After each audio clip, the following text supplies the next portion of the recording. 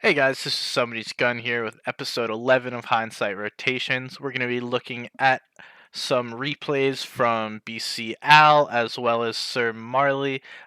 This game currently is a scrim match that they're playing in for duos, and we're going to take a look at some things that went well, some things that went wrong, and try and see if we could find something that can help them improve and hopefully help you guys improve. So, that being said, let's get started. Let's talk about what we're going to be looking for in these two replays that we're going to watch. So, first, they do a pretty good job in this game of looking around and trying to find their next rotate, whether it be to the south, west, east, regardless of where it is. They have some good visibility right now.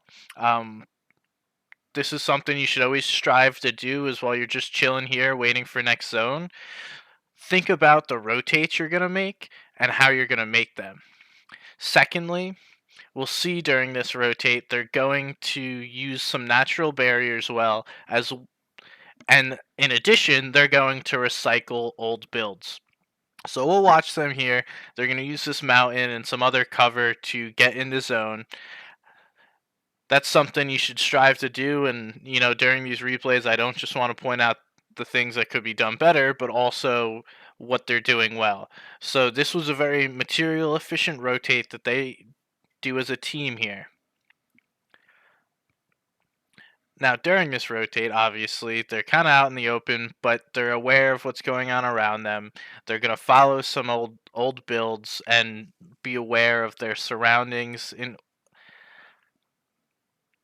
Now, one thing that I will point out is this is kind of a waste of metal.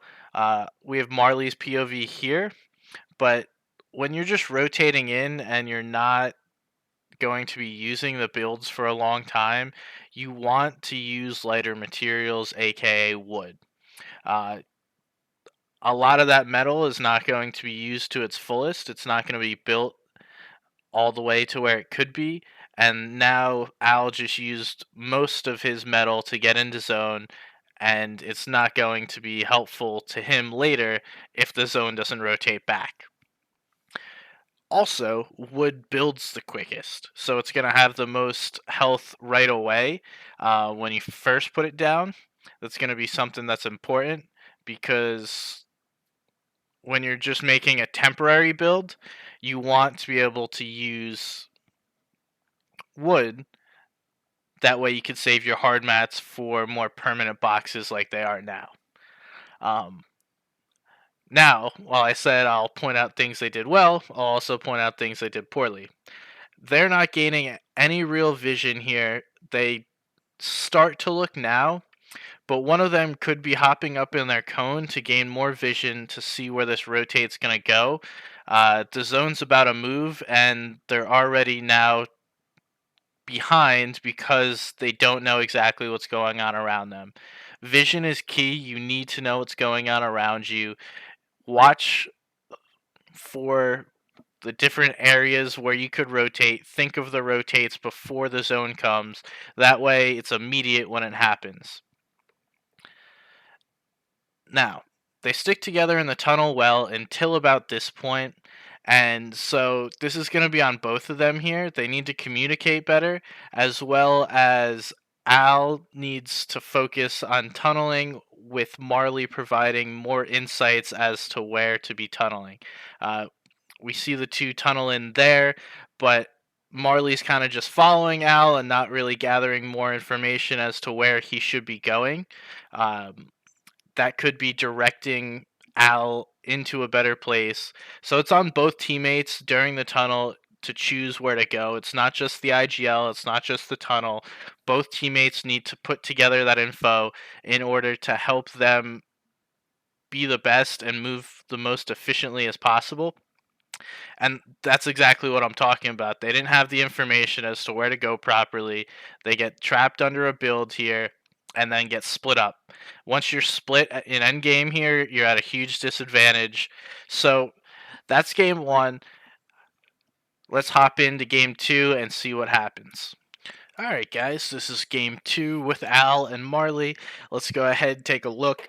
50-50 just popped up, so we're going to see what they're going to be doing here. If they're looking for picks, looking to be getting people rotating, uh, what's going on. So one thing we pointed out last time is they need to be gaining more visibility into the zone, seeing what's going on around them.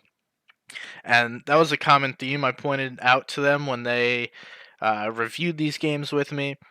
They definitely thought that they could improve upon that as well. Hopefully they have. Knowing those guys, they seem like two smart characters, and they'll definitely be using the information provided to them to improve their gameplay. Trying to look for a pick there, and now we finally start getting some visibility here, but it looks more like they're just going for a play on the guys next to them. Um, One thing that I would suggest in a little more of a packed zone is always tunneling to first moving. If you can recycle builds, go ahead, do some of that. You don't need to tunnel the whole way if you don't have to. But in a packed zone, you definitely should be using hard materials to move into the first moving, because that's when a lot of the lobby's going to drop out. So that could be easy placement points for you guys if you just use your materials. Because if you die with 500 metal, that doesn't help you. It only helps the team that comes behind you and kills you. Um, all right, so let's watch them rotate to 50-50 here. Um, Typically, I would suggest teams go ahead and use hard materials to get into 50-50 zone. Use the materials on the front end before you wind up dying, and you can't even use them on the next zone.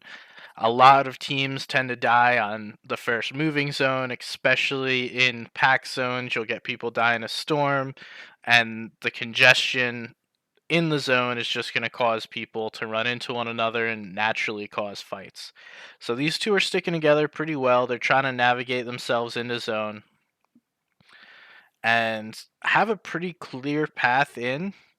Um, and this is where I would suggest going for a little more use of materials. It winds up costing them as they get RPG'd from behind. Um, they knew a team was above them, but didn't know the extent of it. And here now they get split, and unfortunately, it causes Al to go down. But Marley will go ahead and win this game due to the insane amount of floppers he has. So let's watch this out. Doesn't really engage in this fight here. Backs off knowing he has floppers. Can play this slow. He also knows that Al has floppers, so hop down on his body, grab some more fish, and chill in zone. Honestly, nothing really special about this. This is kind of an unfortunate piece of the game right now. You could just chill in zone and eat floppers, but it is what it is, right? You got to play the meta that we're given, and at this point in time, this is an extremely smart play to just sit here. The zone may come back, he may get lucky, and the next moving pops right onto him. Um, he's got 12 floppers at this time, so a ton of time to sit in zone and tank it. Uh, Nothing really to analyze here, but some of the things that we will point out is he walks right past some materials on the right there. If we go back a couple seconds, we'll see this right here. There's more materials and stuff on the right. We don't know if there's any fish there. There could have been, which would have helped him stay in zone longer. As well as he'll grab some materials down here and get some more fish. But just general awareness is something that I preach a lot, and you should always be looking around, especially when you're chilling in zone. You got plenty of time, and the storm ticking really isn't a problem here. We see second moving. There's almost nobody left in this game. Marley's gonna go ahead, just walk in, get some pressure from above, but nothing too crazy. And he goes to take high ground on these two guys who are going to be on opposite teams. Easily takes it while they're fighting. And the rest is simplicity, as Marley just quickly takes care of the end game here. He sees these guys fighting, hops down, takes advantage of a weak player, and finishes it up pretty quickly. That's all I got for you guys. Hope you enjoyed it here. That's Hindsight Rotations episode 11. If you enjoyed it, please subscribe on YouTube as well as follow me on Twitter for all the latest content and news. Thanks for watching. I'll see you guys next time.